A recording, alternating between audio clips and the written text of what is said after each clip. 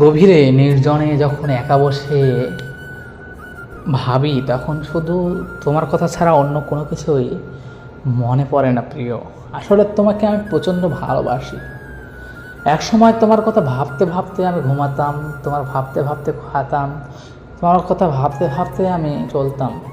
কিন্তু যখন বুঝলাম আসলে তুমি আমার নয়, তুমি অন্য কারো, তুমি আমার সাথে মিথ্যে ছলনার প্রেমের নাটক করেছো, অভিনয় করেছো, সেদিন থেকে বিশ্বাস করো আমার মন থেকে তুমি বের হয়ে গেছো। আসলে কি জানো, মানুষের বিশ্বাস অর্জন করতে অনেক দিন সময় লাগে, কিন্তু বিশ্বাস ভাঙতে 1 সেকেন্ডও টাইম লাগে না। তুমি আমার বিশ্বাসের মর্যাদা রাখতে পারো না প্রিয়। আমি তোমাকে অনেক বেশি বিশ্বাস করতাম।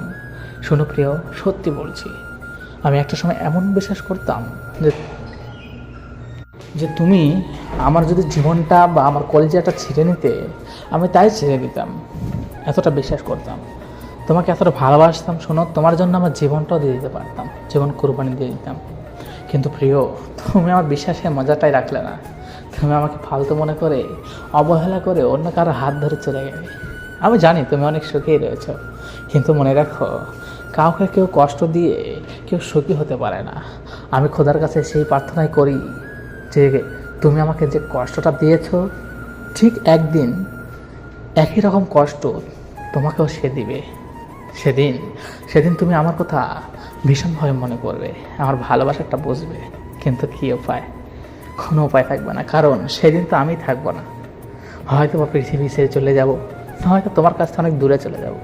সেদিন চাইলেই তুমি আমাকে ফিরে পাবে না। এটাই বাস্তবতা।